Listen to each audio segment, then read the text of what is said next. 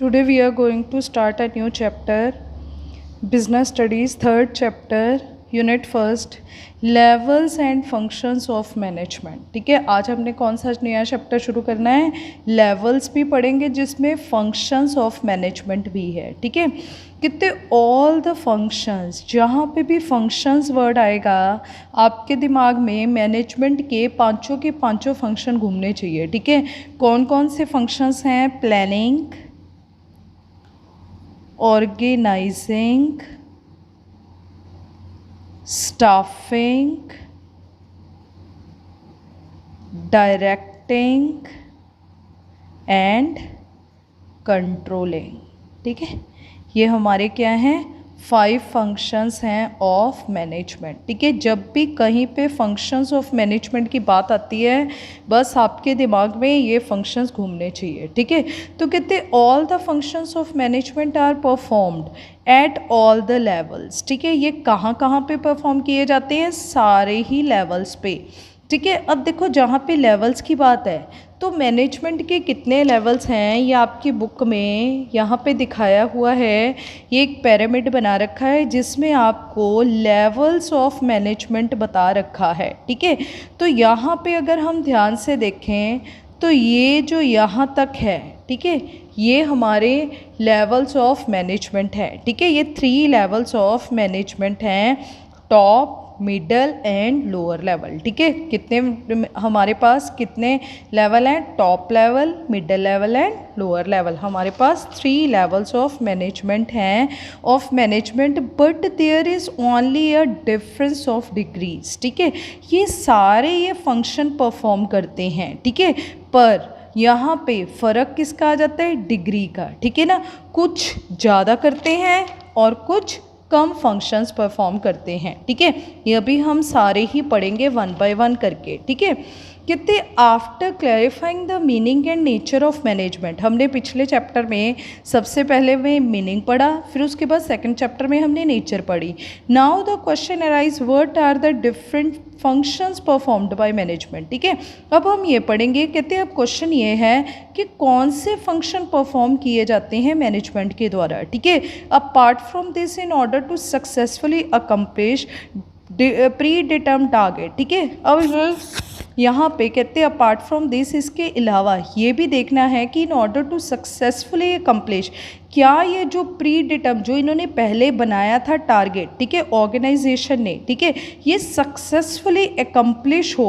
How does an idea pass through various managerial level. ठीक है, तो ये जो आइडिया है इनका, ये एक लेवल से दूसरे लेवल, दूसरे लेवल से तीसरे लेवल, या फिर तीसरे से दूसरे और दूसरे लेवल से पहले लेवल तक, ठीक है, कैसे जाता है. ठीक है, जिसमें आपने उस जो आपका प्री डिटर्म टारगेट है उसको किस में कन्वर्ट करना है? इनटू रियलिटी में. ठीक है, रियलिटी का मतलब जो आपने असल में सोचा है कि मैंने कितने रुपए की सेल करनी है, प्लान कर दिया 1000 करोड़ रुपए की सेल करनी है. ठीक है, तो ये जो आपने सोचा है ये पेपर वर्क पे आपने लिख दिया है, अगर ये आपकी जेब में रियलिटी में ही 1000 करोड़ रुपया आ जाए तो इट मीन्स ये आपने टारगेट कंप्लीट कर दिया है. ठीक है, तो अब हमने यहाँ पे ये देखना है इस चैप्टर में कि ये फंक्शंस जो हैं मैनेजमेंट के डिफरेंट लेवल पे कैसे परफॉर्म होते हैं और कैसे एक लेवल से दूसरे लेवल की तरफ जा रही हैं और वो अपना प्री डिटर्म टारगेट को रियलिटी में कन्वर्ट कर रहे हैं. ठीक है,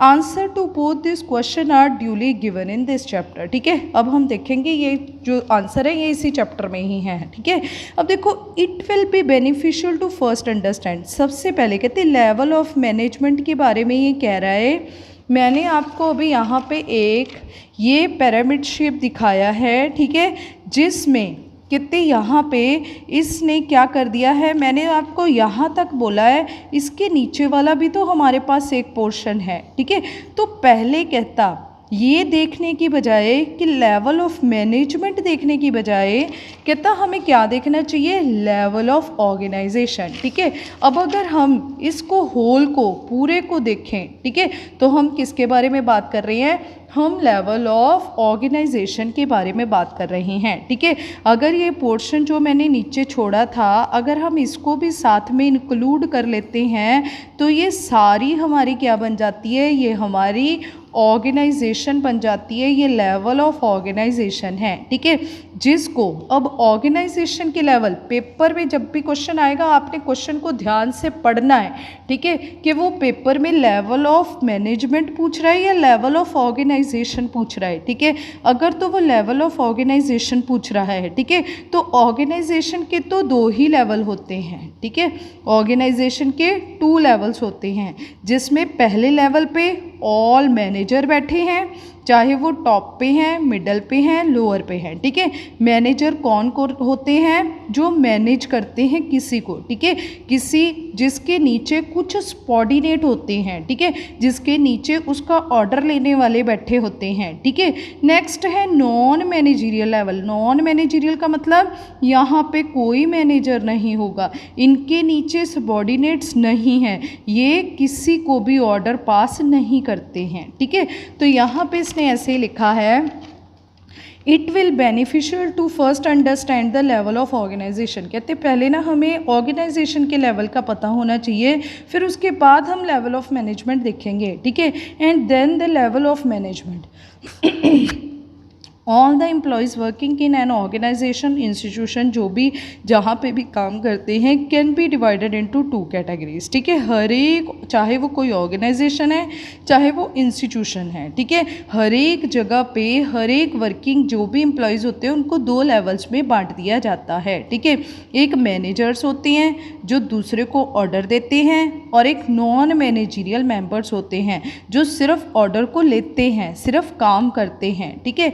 on the basis of this division of employees and organisation can be divide, ठीक है। ऑर्गेनाइजेशन को हम इसी तरह से 2 पार्ट्स में डिवाइड कर देते हैं, ठीक है ना, जिसमें मैनेजरियल और नॉन मैनेजरियल आते हैं, ठीक है।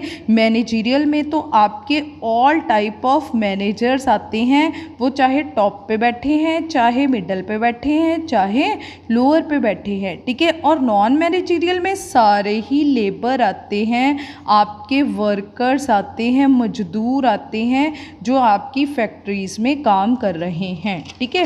अब देखो यहाँ पे इसी तरह से इसने ये पिरामिड में, ठीक है, ये आपको हमेशा पिरामिड शेप में ही मिलेगा जब भी आपने लेवल ऑफ ऑर्गेनाइजेशन बनाना है, ठीक है। तो यहाँ पे इसने कहा है कि ये मैनेजर टॉप मिडल लोअर पे कौन होते हैं? ऑल मैनेजर्स होते हैं, ठीक है। यहाँ पे देखो ये इसने बांट दिया है 2 मैनेजरियल मेंबर में और नॉन मैनेजरियल मेंबर्स, ठीक है।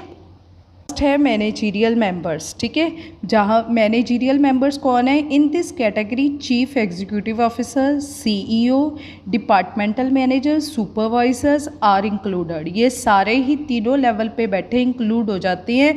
They are called managers because they manage someone, ठीक है, क्योंकि ये किसी ना किसी को मैनेज कर रहे हैं, ठीक है, उसको ऑर्डर दे रहे हैं कि तुम ये काम करोगे, ठीक है। और अदर पर्सन्स, ठीक है, किसी एक को या फिर बहुत ज़्यादा लोगों को क्या कर रहे हैं? जस्ट ऑर्डर दे रहे हैं कि तुम काम करो ये, ठीक है। तो कहते हैं नेक्स्ट है non managerial member. In this category workers are included. इसमें काम करने वाले आते हैं, लेबर आती है, मजदूर आते हैं, ठीक है। The place at which such employees work is known as platform area, ठीक है, जहाँ पे ये काम करते हैं। याद रखना है ये चैप्टर मोस्ट इंपॉर्टेंट चैप्टर है। आज तक कभी भी पेपर में ऐसा नहीं हुआ कि ये चैप्टर में से कुछ भी ना पूछा गया हो, ठीक है। और ये चैप्टर अगर आपने ये पूरी यूनिट कर लिया और ये चैप्टर छोड़ दिया तो फिर यूनिट करने का कोई फ़ायदा नहीं है, ठीक है। तो ये चैप्टर मोस्ट इंपॉर्टेंट चैप्टर है, ठीक है, इसमें से वैल्यू बेस्ड क्वेश्चन काफ़ी अच्छे से बन जाते हैं, ठीक है। तो यहाँ पे वो प्लेस, कहते हैं वो प्लेस जहाँ पे ये लेबर काम कर रही है उसको हम क्या बोलते हैं? प्लेटफॉर्म एरिया बोलते हैं, ठीक है। As they at the lowest level, ठीक है, क्योंकि ये सबसे नीचे है, सबसे लोअर है, ये देखो लेवल यहाँ पे देखो तो ये सबसे लोअरेस्ट है, इससे नीचे कोई लेवल नहीं है, ठीक है। कितने as they are lowest level of the chain and organisation they do not have any subordinates, ठीक है, इनके नीचे काम करने वाले कोई नहीं है, ठीक है। This is why they can not be called manager, क्योंकि ये किसी को मैनेज ही नहीं कर रही है, किसी को ऑर्डर ही नहीं दे रहे, इसलिए ये मैनेजर नहीं होते, इनको नॉन मैनेजर बोलते हैं, ठीक है। For this reason they do not counted among level of manager, ठीक है, इसीलिए इनको लेवल ऑफ मैनेजमेंट में भी काउंट नहीं किया जाता, ठीक है। They form the non managerial level, ठीक है, ये एक नई लेवल बना लेते हैं जिसको हम नॉन मैनेजरियल लेवल बोलते हैं, ठीक है।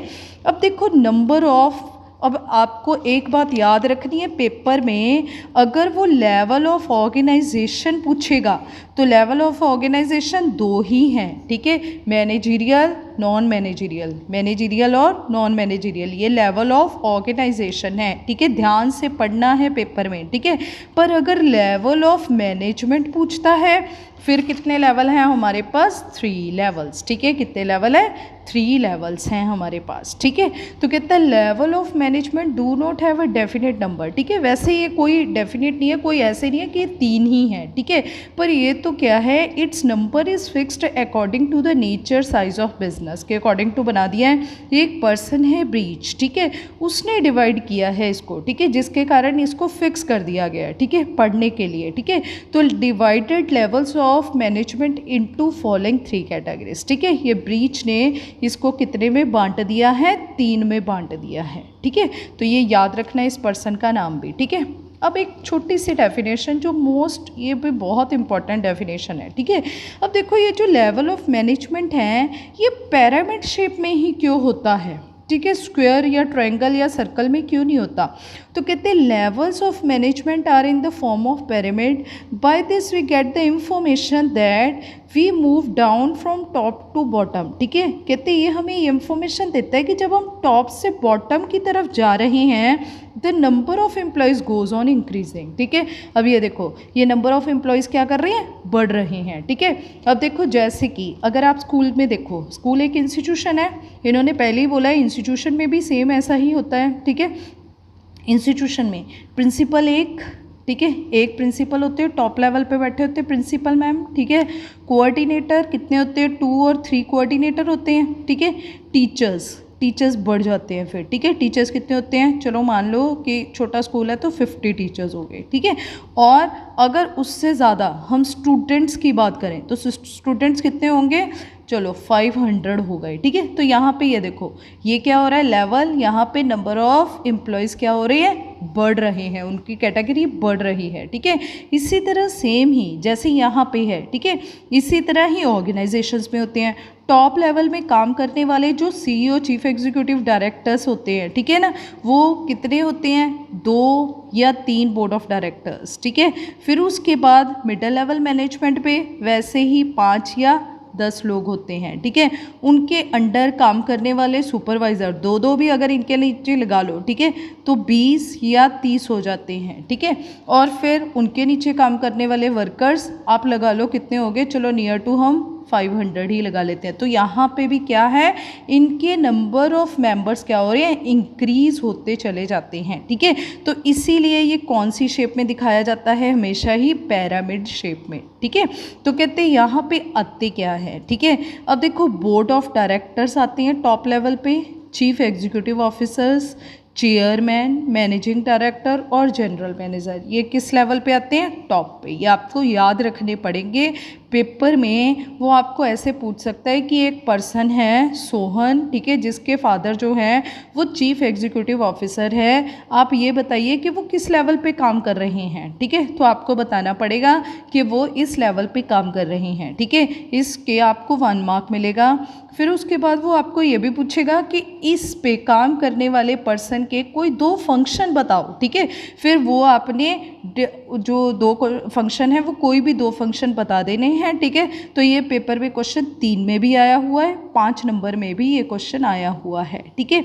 तो ये मोस्ट इंपॉर्टेंट चैप्टर, मैं बार बार कह रही हूँ कि ये बहुत अच्छा चैप्टर भी है, ठीक है ना, आपने याद करके जाना है पक्का ही, ठीक है। अब देखो नेक्स्ट है मिडल लेवल। मिडल में कौन कौन से आते हैं, departmental manager, deputy departmental manager, operation managers, ठीक है। नेक्स्ट है सुपरवाइजर एंड फोरमैन्स, ठीक है। और यहाँ पे कौन आते हैं, वर्कर्स, मजदूर आते हैं बस, ठीक है। अब देखो हम इसको डिटेल में पढ़ते हैं सारे लेवल्स को, ठीक है। अब कहते हैं फर्स्ट है टॉप लेवल मैनेजमेंट, ठीक है। इन टॉप लेवल मैनेजमेंट में कौन कौन आते हैं, बोर्ड ऑफ डायरेक्टर्स, ठीक है, जो डायरेक्टर्स का एक बोर्ड बना देते हैं, ठीक है ना, जिसमें 10-12, ठीक है ना, जितने भी डायरेक्टर्स हैं, chief executive officers are included, ठीक है, ये सारे ही इसमें क्या होते हैं, इंक्लूड होते हैं, ठीक है। अब देखो, चाहे आपने इन सभी को लर्न करना है, chief executive officer, chairman, managing director, general manager, ठीक है, पर ये है क्या है, एक ही पर्सन के नाम है, ठीक है, उन्हीं को अलग अलग नाम से जाना जाता है हर एक जगह, ठीक है।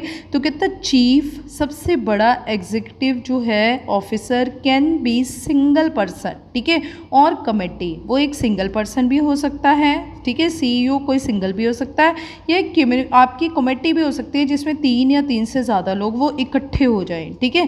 तो कहते हैं चीफ एग्जीक्यूटिव जो ऑफिसर है can be called by many names, ठीक है। अब एक सीईओ को ही हम अलग अलग नामों से बुलाते हैं, ठीक है। तो इनके क्या क्या नाम हो सकते हैं, managing director, general manager, president, ठीक है, कुछ भी बोला जा सकता है सीईओ को, ठीक है।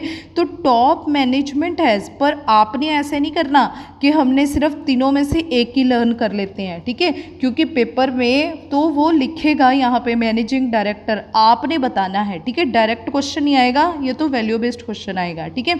तो आपको सारे याद करके जाने पड़ेंगे, ठीक है। तो top management has all the management authorities, ठीक है, टॉप मैनेजमेंट के पास सारी अथॉरिटीज़ होती हैं, ठीक है, क्योंकि यही करता धरता है। And because of these authorities officers of these level are accountable to owners, ठीक है। अब देखो, जो कंपनी के शेयर खरीद लेते हैं वो कंपनी के क्या बन जाते हैं, मालिक। शेयर होल्डर कौन होते हैं, कंपनी के मालिक होते हैं, ऑनर होते हैं, ठीक है। और ऑनर्स के द्वारा ही क्या किया जाता है, कंपनी में डायरेक्टर्स अपॉइंट किए जाते हैं। डायरेक्टर्स कौन होते हैं, जो कंपनी को डायरेक्शन देते हैं। ये ज़रूरी नहीं है कि डायरेक्टर कोई बाहर वाले ही हों, ठीक है, शेयर होल्डर्स भी कई बार डायरेक्टर होते हैं, ठीक है। तो ये जो डायरेक्टर होते हैं इनको जवाब देना पड़ता है। अकाउंटेबल का मतलब आंसर देना पड़ता है कि हमने पैसा, अगर ये लोग डिसाइड करते हैं डायरेक्टर के इस साल हम आपको 1 करोड़ रुपए की सेल करके देंगे, अगर नहीं होती तो ऑनर पूछते हैं, तो इनको जवाब देना पड़ता है ऑनर्स को कंपनी के, ठीक है।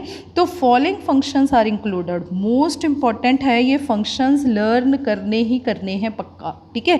तो यहाँ पे कहता फॉलोइंग फंक्शंस आर इंक्लूडेड हैं, कौन कौन सी हैं, फर्स्ट है डिटर्मिन, नेक्स्ट है डिटर्मिनिंग ऑब्जेक्टिव, ठीक है, top level management set objective for the organisation, ठीक है। जो टॉप लेवल मैनेजमेंट होती है वो क्या करती है, डिटर्म करती है ऑब्जेक्टिव्स, ठीक है, यही है टॉप लेवल मैनेजमेंट, ठीक है ना, जिसके पास सारी अथॉरिटीज़ है, तो यही डिसाइड करती है सारे उद्देश्यों को, जैसे कि इस बार हमारी सेल कितनी होनी चाहिए, तो ये डिसाइड करती है, ठीक है।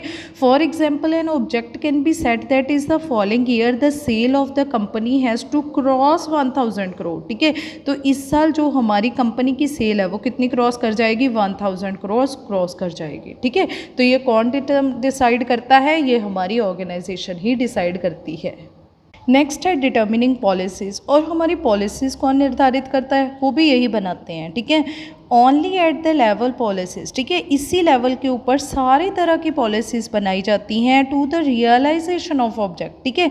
रियलाइजेशन का मतलब रियलिटी, जिससे हमारा जो ऑब्जेक्ट है, जो हमने अभी जस्ट पेपर वर्क किया है, लिख के देखा है कि हमारा जो इस साल की सेल है वो 1000 रुपये क्रॉस कर जाएगी, ठीक है, पर उस ऑब्जेक्ट को रियलिटी में कन्वर्ट करना, ठीक है, उसके लिए जो पॉलिसीज़ बनाई जाती हैं, ठीक है, डिटर्म की जाती हैं, वो भी कहाँ पे फॉर्म्ड की जाती हैं, इसी लेवल के ऊपर, ठीक है। For example it can be sales policy of the company, जैसे कि कंपनी की सेल पॉलिसी है, क्या सेल पॉलिसी है कि हमने सिर्फ कैश पे ही सामान बेचना है, क्रेडिट पे हम किसी को भी नहीं देंगे, ठीक है। तो ये हमने क्या बना लिया, एक नीति बना ली, एक पॉलिसी बना ली, ठीक है। और ये जो पॉलिसीज़ हैं ये कौन बनाता है, सिर्फ हमारा टॉप मैनेजमेंट ही बनाती है, ठीक है। अब देखो एक ना डिफरेंस है, आप याद रखना है, एक होती है वर्ड पॉलिसीज़, एक होता है रूल्स, इन दोनों में डिफरेंस है, हमेशा ही याद रखना।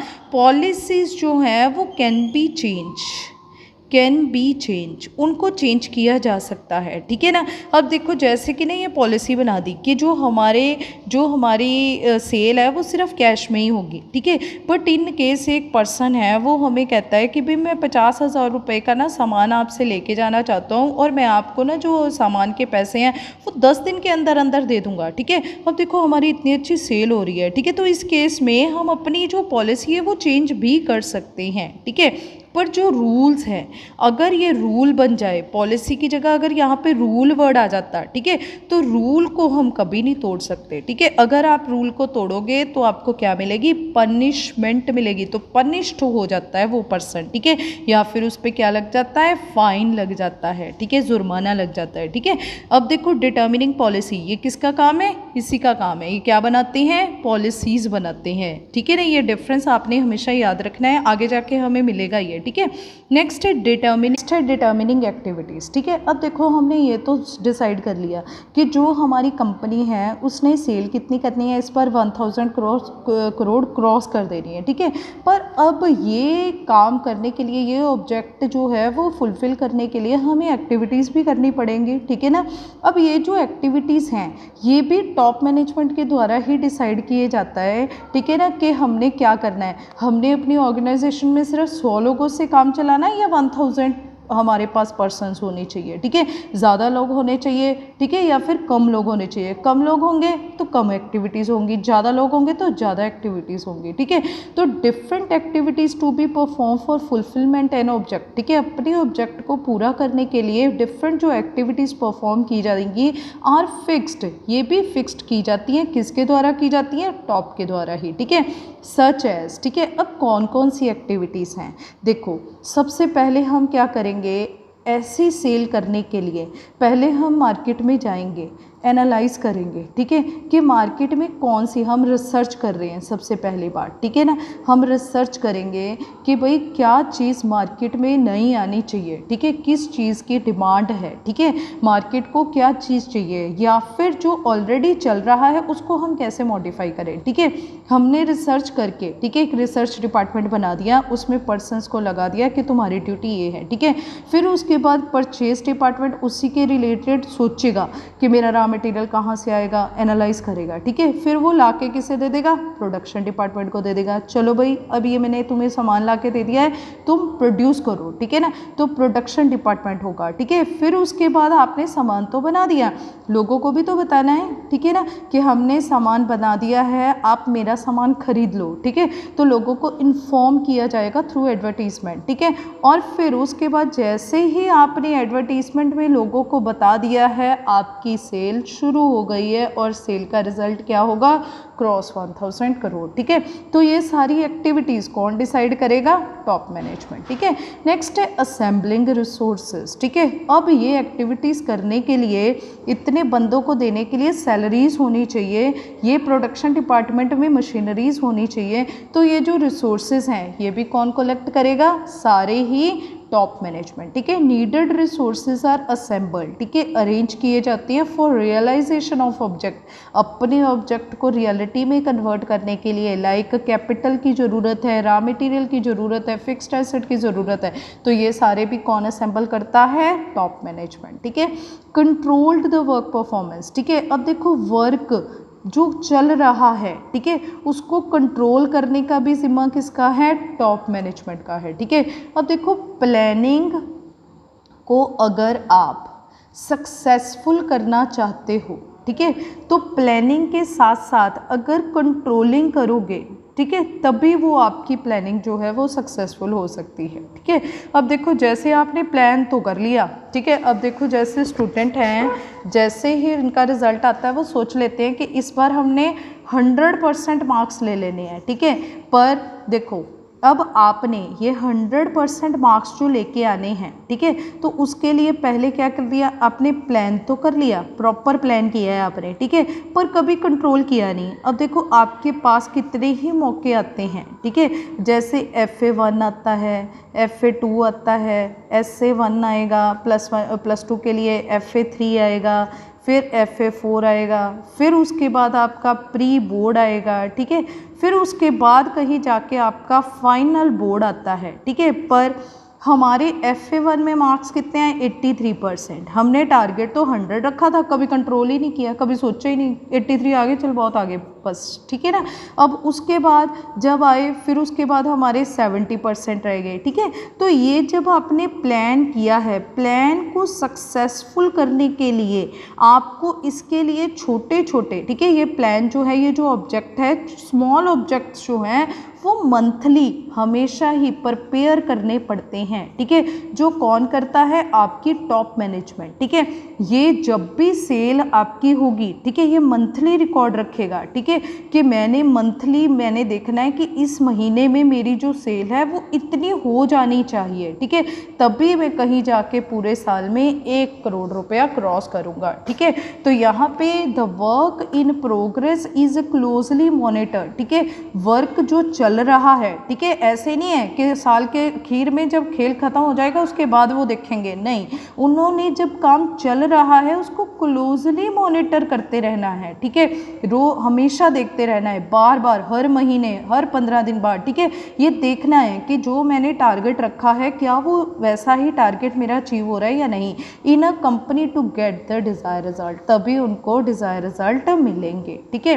नेक्स्ट है अप्रूविंग बजट्स, ठीक है। ये क्या करते हैं, बजट्स को अप्रूव करते हैं, ठीक है। अब देखो नेक्स्ट जो हमारा जो नेक्स्ट लेवल है ना, वो डिपार्टमेंटल लेवल है, जिसमें आपने क्या करना है, डिपार्टमेंट्स बना देने हैं, ठीक है। जैसे कि purchase department, sale department, production department, finance department, ठीक है। तो ये लोग क्या करते हैं, जैसे कि परचेज डिपार्टमेंट से पूछा जाता है कि बताओ जी आपको इस बार कितने पैसे की ज़रूरत है, ठीक है। सेल्स डिपार्टमेंट से पूछा जाता है कि तुम्हारा बजट कितना है। इन सभी से ये क्या करती है, जो प्रोडक्शन डिपार्टमेंट है वो मान लो अपना बजट बना देता है कि इस बार ना मुझे सर 1 लाख रुपया चाहिए, इस महीने ना आप मुझे 1 लाख दे देना, ठीक है।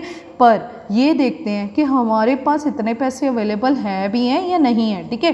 तो ये कहते हैं कि नहीं 1 लाख तो नहीं पॉसिबल होगा इस बार, चलो हम 90,000 को अप्रूव कर देते हैं, ठीक है। तो बजट चाहे बनाते कौन है, मिडल वाले, पर अप्रूव कौन करता है उससे, टॉप लेवल, ठीक है।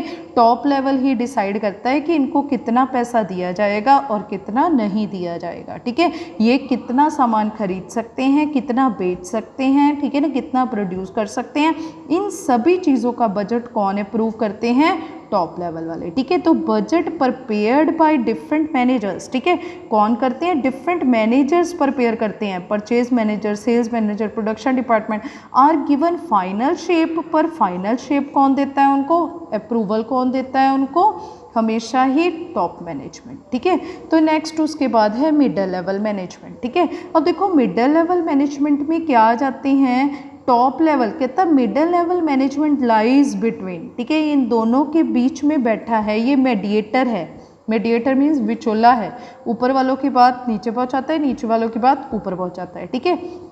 अंडर दिस डिविजनल हेड्स, ठीक है, इनको क्या बोलते हैं, डिविजनल हेड। अब अगर ध्यान से देखो ना आप, तो ये भी वही बात है जो हमने पहले पढ़ी थी, ठीक है। ये भी एक ही पर्सन के अलग अलग नाम हैं, ठीक है। तो यहाँ पे कौन कौन से हैं, फर्स्ट है बजट प्रिपेयर, कहते हैं यहाँ पे डिविजनल हेड्स, डिपार्टमेंटल हेड्स। देखो डिविजनल का मतलब डिविजन्स के अकॉर्डिंग टू बांट दिया, उनकी डिवीज़न कर दी, बंटवारा कर दिया उनका, परचेज डिपार्टमेंट, सेल्स डिपार्टमेंट। इसी तरह डिपार्टमेंटल हेड का मतलब डिपार्टमेंट परचेज बनाया, उसका डिपार्टमेंट बना दिया, परचेज डिपार्टमेंट का हेड कह दिया उनको, ठीक है। या फिर डिप्टी डिपार्टमेंटल हेड भी इन्हीं को बोल देते हैं, कभी इनको डिप्टी बोल देते हैं, ठीक है। नेक्स्ट है प्लांट सुपरिटेंडेंट। एक प्लांट मतलब एक प्लांट, एक काम इनके हिस्से आ गया है, ठीक है, और इसका सुपरिटेंडेंट किसको बना दिया है, आपको, ठीक है। और एक बात याद रखना, कई बार पेपर में आप लोग कंफ्यूज हो जाते हैं सुपरवाइज़र और सुपरिटेंडेंट में, ठीक है। सुपरिटेंडेंट बड़ा बंदा होता है, ठीक है ना, जिसके अंडर सुपरवाइज़र काम करते हैं, ठीक है।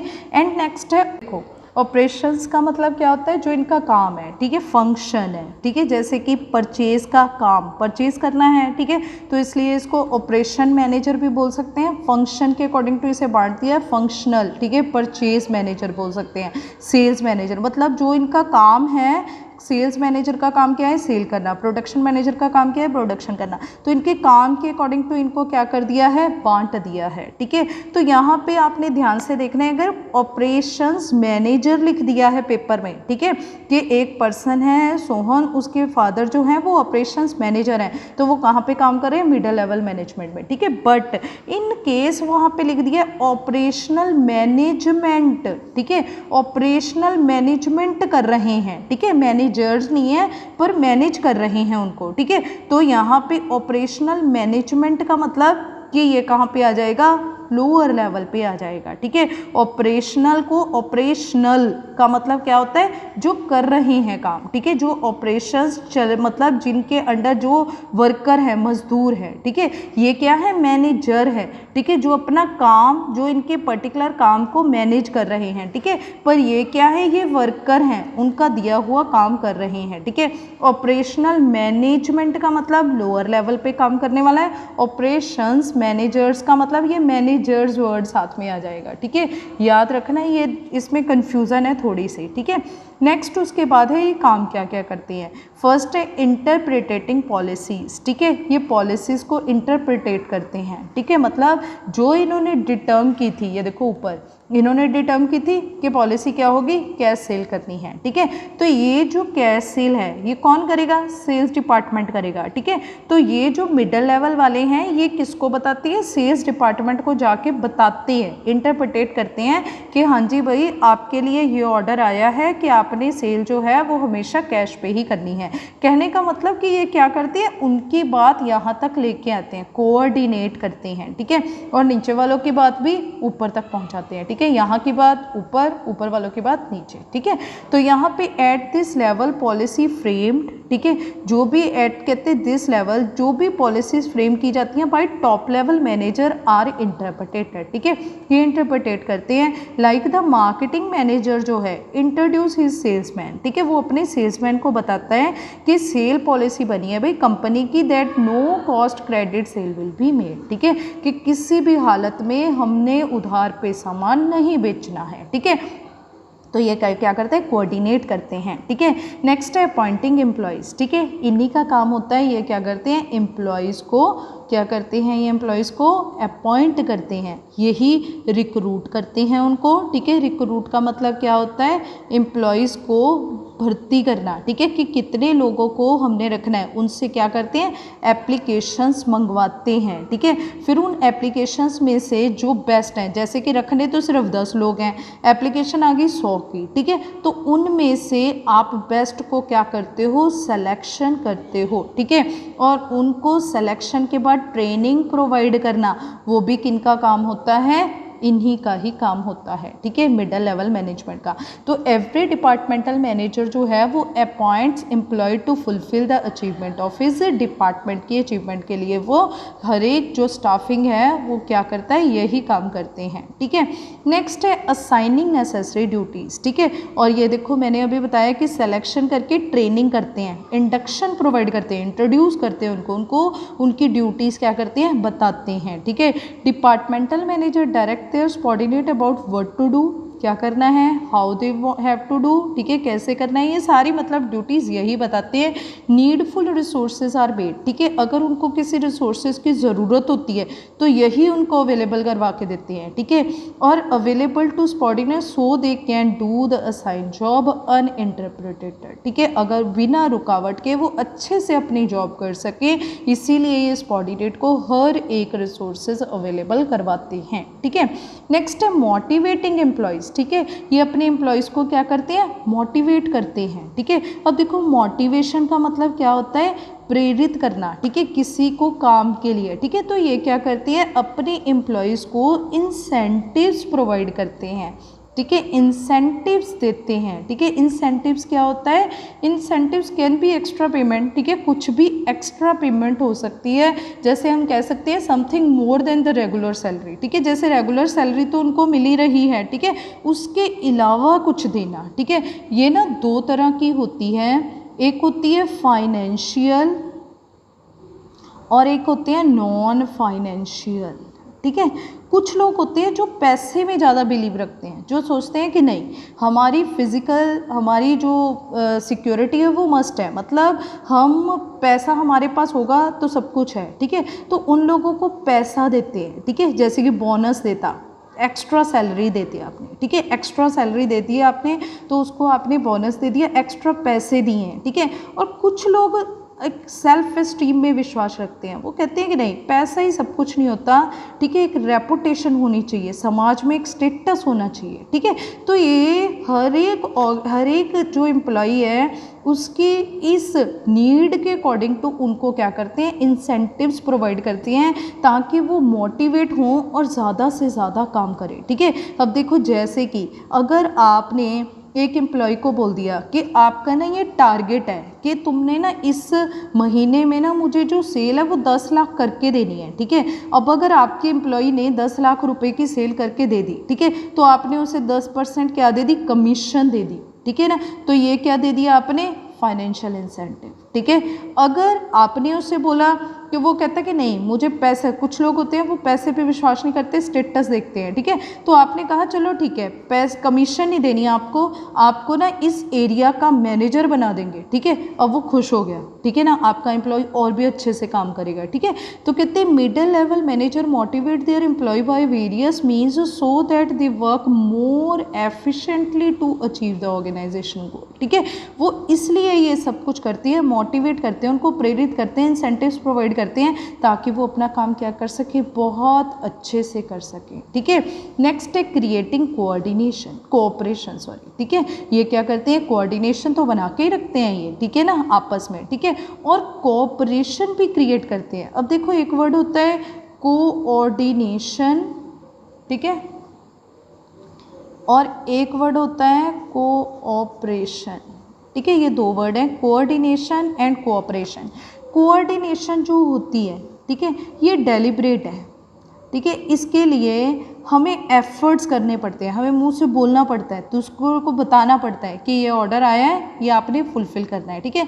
कोऑपरेशन का मतलब क्या होता है, जो मन से आए कि नहीं मैंने अपने ऑफिस के लिए, मैंने अपने बॉस के लिए, मैंने अपने जो भी बिजनेस है उसके लिए ये काम करना है, ठीक है। तो cooperation among different divisions is required, ठीक है। कोऑपरेशन की बहुत ज़्यादा ज़रूरत होती है कि एम्प्लॉय के अंदर कोऑपरेशन अपने बिजनेस के लिए बहुत ज़रूरी है सोचनी, ठीक है। अगर आप अपने बिजनेस के बारे में सोच रहे हो तो इट मीन्स आप सेल्फ इंटरेस्ट सोच रहे हो, ठीक है। क्यों, क्योंकि अगर आपकी बिजनेस की भलाई होगी तो आपकी भलाई ऑटोमेटिकली ही होगी, ठीक है। तो इसलिए कहते हैं cooperation among different division is required successfully achieve companies object. Company के ऑब्जेक्ट को पूरा करने के लिए कोऑपरेशन की बहुत ज़रूरत है। This is done by middle level managers, ठीक है। ये मिडिल लेवल मैनेजर क्या करते हैं, कोऑपरेशन को बनाते हैं, ठीक है ना, किन दोनों के बीच में, टॉप और मिडिल के बीच में, सॉरी लोअर के बीच में, ठीक है। नेक्स्ट है लोअर लेवल मैनेजमेंट, ठीक है, लोअर लेवल। नेक्स्ट है लोअर लेवल और सुपरवाइजरी लेवल, ठीक है। लोअर लेवल क्या है, अब सबसे लास्ट लेवल है, इसमें कौन कौन होते हैं, सुपरवाइजर्स होते हैं, ठीक है। इसको सुपरवाइजरी लेवल भी बोलते हैं। जैसे मोस्टली पेपर में आने वाला वर्ड है वो ऑपरेशनल मैनेजमेंट है और फर्स्ट लाइन मैनेजर है, इसको याद रखना, ठीक है। फर्स्ट लाइन मैनेजर और ऑपरेशनल मैनेजर्स, ठीक है, मैनेजमेंट। कितने लोअर लेवल में it also known as supervisory management भी बोलते हैं इसको, क्योंकि ये सुपरवाइज़र होते हैं यहाँ पे, ठीक है। अंडर दिस फोरमैन्स आते हैं, सुपरवाइजर्स आते हैं, ठीक है। ये दो ही पर्सन्स हैं, फोरमैन वर्ड आएगा, सुपरवाइज़र वर्ड आएगा, ठीक है। जो क्या करते हैं, वर्कर को सुपरवाइज करते हैं, देखते रहते हैं कि वो क्या काम कर रहे हैं, ठीक है। अब देखो ये फंक्शन क्या क्या करते हैं। फर्स्ट है overseeing efforts of actual workforce. अब देखो वर्कफोर्स वर्ड यूज़ हुआ है, क्यों, क्योंकि यहाँ पे देखो सबसे ज़्यादा हमने यहाँ पे देखा था, सबसे ज़्यादा फोर्स कहाँ पे है, नीचे है सबसे, प्लेटफॉर्म एरिया पे, ठीक है। तो यहाँ पे वर्कर्स की एक फोर्स है, सबसे ज़्यादा लोग यहाँ पे काम करने वाले हैं, उनको ओवरसीइंग, ठीक है, सबसे ज़्यादा नज़दीकी से, ठीक है ना, क्लोजली मॉनिटर करते हैं उनके सारे एफर्ट्स को। कौन करते हैं, लोअर लेवल पे जो बैठे हैं आपके सुपरवाइजर्स, ठीक है। Supervisor directly oversee the effort of the actual workforce, ठीक है। ये ओवरसी करते हैं, उनको क्लोजली मॉनिटर करते हैं, ठीक है। ये जो हैं वो क्लोजली मॉनिटर करते हैं किसको, जो आपके वर्कर्स हैं उनको, ठीक है, ऑफ द एक्चुअल वर्कफोर्स, ठीक है, जो वो एक्चुअली कर रहे हैं, ठीक कर रहे हैं। अगर वो कुछ गलत करते हैं तो उनको गाइड करते हैं प्रॉपरली कि आप ऐसे नहीं ऐसे करो इस काम को, ये ठीक है, जो सुपरवाइजर्स होते हैं, ठीक है, ताकि वो अपना काम अच्छे से कर पाएँ, ठीक है। नेक्स्ट है interacting with the actual workforce, ठीक है। अब देखो यहाँ पे अगर देखा जाए कि सारे लेवल पे यहाँ पे एक पर्सन काम कर रहा है, 2 या 3, 5, 10, 20, 30 और यहाँ पे सबसे ज़्यादा, तो सुपरवाइज़र जो होते हैं, ठीक है, उनको सबसे ज़्यादा लोगों से इंटरेक्शन करना पड़ता है, ठीक है। तो ये पर्सन ज़्यादा पावरफुल, ज़्यादा अच्छे लोग होने चाहिए, ठीक है। इनके पास साइकोलॉजिकली बहुत अच्छा, मतलब एक मनोवैज्ञानिक, अगर हम बोलें साइकोलॉजिकली वे से बोलें तो इनके पास एक ऐसी शक्ति होनी चाहिए, पावर होनी चाहिए कि दूसरों को अच्छे से फील कर पाएँ, ठीक है। तो supervisor interact with actual workforce and pass the instructions, ठीक है। ये इनसे इंटरेक्ट करते हैं, ठीक है, और इनसे अच्छे से इंटरेक्ट करना आना चाहिए इनको, ठीक है। ऐसे नहीं है कि कोई वर्कर थोड़ा सा काम नहीं कर रहा तो उसके ऊपर बस झपट पड़े, ऐसा नहीं होना चाहिए इनके पास, ठीक है। तो अच्छे से इंटरेक्ट करना चाहिए इनको अपनी एक्चुअल वर्कफोर्स के साथ, क्योंकि एंड पास ऑन इंस्ट्रक्शंस, ठीक है, जो मिडिल लेवल की इंस्ट्रक्शंस हैं वो इनको पास करनी चाहिए, ठीक है। नेक्स्ट है ensuring quality and minimising wastage, ठीक है। ये करें, इंश्योर करें कि ये बेटर क्वालिटी प्रोडक्ट प्रोवाइड करें, ठीक है। कैसे करेंगे ये, बाय मिनिमाइजिंग वेस्टेज, ठीक है। अगर वेस्टेज कम से कम होगी तभी आपकी क्वालिटी इंप्रूव होगी, ठीक है। तो सुपरवाइजर ट्राई टू इम्प्रूव, ठीक है, try to maintain the quality of output, ठीक है। They also ensure the wastage of material is minimised, ठीक है। नेक्स्ट उसके बाद है मेंटेनिंग सेफ्टी स्टैंडर्ड्स, ठीक है। ये क्या मेंटेन करके रखते हैं, सेफ्टी स्टैंडर्ड्स को भी। Supervisor ensure that safety standards are follow, ठीक है। अब देखो यहाँ पे जो वर्कफोर्स है, ठीक है, सबसे ज़्यादा एक्सीडेंट्स कहाँ होते हैं, मशीनों पे, जहाँ पे हमारे वर्कर्स काम करते हैं, ठीक है। और यहाँ पे ये जो सेफ्टी है ये मस्ट है, आपने अपने वर्कर्स को सेफ्टी प्रोवाइड करनी है। क्यों, क्योंकि आपके जो वर्कर हैं ना वो आपके की फैक्टर्स हैं। कौन है ये, की फैक्टर्स, ठीक है। अब देखो अगर आपके वर्कर्स को सेफ्टी नहीं मिलेगी, एक्सीडेंट्स ज़्यादा होंगे, ठीक है, तो आपकी दुकान पे आपके पास कोई वर्कर काम करने नहीं आएगा। वर्कर नहीं होगा तो प्रोडक्शन नहीं होगी, प्रोडक्शन नहीं होगी तो सेल नहीं होगी, सेल नहीं होगी तो क्या हम 1000 करोड़ क्रॉस कर जाएंगे, कभी भी नहीं कर सकते, ठीक है। तो ये हमारे की फैक्टर्स हैं। अगर ये काम अच्छे से करेंगे तभी आपका बिजनेस जो है वो ग्रोथ करेगा, अदरवाइज तो ये आपकी जो दुकान है, आपके बिजनेस है, उसको क्या कर देंगे, ताला लगवा देंगे, ठीक है। तो आपके ताले की चाबी कौन है, ये हमारे वर्कर्स ही हैं, ठीक है। अब देखो यहाँ पे कुछ और हमारे पास पॉइंट्स हैं जो ना पेपर में आ जाया करते हैं पर यहाँ पे लिखे नहीं हुए हैं, आप लिख लो वो 1-2 पॉइंट्स। जैसे कि फर्स्ट है, ओह शिट, जैसे कि फर्स्ट है representing the problems or grievances of workers, ठीक है। ये क्या करते हैं, जो उनकी प्रॉब्लम्स हैं, ठीक है, वर्कर्स की, ये जो आपके सुपरवाइजर्स हैं ये आपकी सारी आपके वर्कर्स की प्रॉब्लम्स जो हैं और उनकी जो शिकायतें हैं उनको कहाँ पे लेके जाते हैं, रिप्रेजेंट करते हैं टॉप मिडल को, और मिडल वाले जो हैं वो आगे किनको पहुँचा देते हैं, टॉप लेवल तक, ठीक है।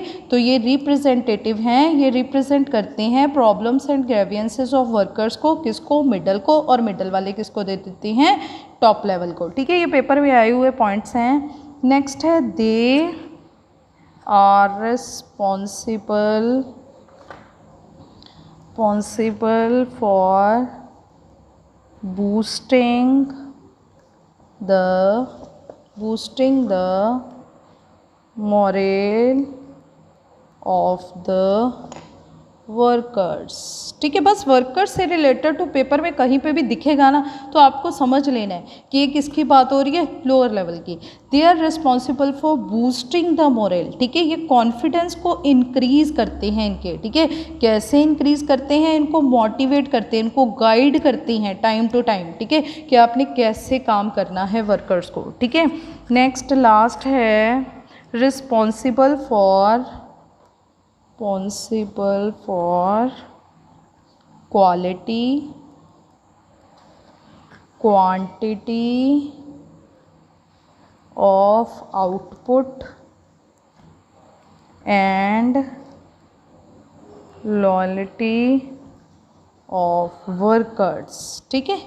ये क्या करते हैं, अपने ये रिस्पॉन्सिबल होते हैं यही, ठीक है। इनकी रिस्पॉन्सिबिलिटी होती है क्वालिटी को मेंटेन करके रखना, क्वांटिटी को भी मेंटेन करके रखना, जो भी आउटपुट है, जो भी टॉप लेवल मैनेजमेंट ने डिटर्म कर रखा है कि इतना ही बनना चाहिए, ठीक है ना। तो ये इन्होंने देखना है कि कितनी क्वालिटी, कितनी क्वांटिटी, कितना जो आपका आउटपुट है, ठीक है, उसकी ये मेंटेन करके रखते हैं, ठीक है। और वर्कर्स की लॉयल्टी को भी, ठीक है, लॉयल रहें वर्कर्स अपने बिजनेस के लिए, ठीक है। लॉयल का मतलब कोऑपरेट करे वो हमारे साथ, हमारा मतलब बिजनेस के साथ वो फुली कोऑपरेट करें, ठीक है। ये टॉपिक कंप्लीट हो गया है।